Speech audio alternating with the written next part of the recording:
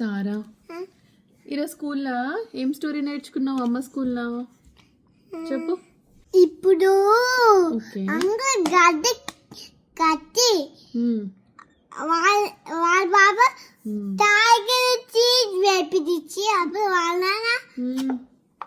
ఇట్లా గడ్డి కట్టబెట్టి అసలు జోక్ చెప్పే కదా మన్ని చేసి అప్పుడు ఈ జగంతా గురించి తిన్నిచి గుంతలోకి వెళ్ళిపోయి వాళ్ళని అన్నగా జోక్ చెప్పదు చెప్పి అందుకే అబద్ధం చెప్పొద్దు చెప్పారా నాన్న బాబు వాళ్ళ నాన్న.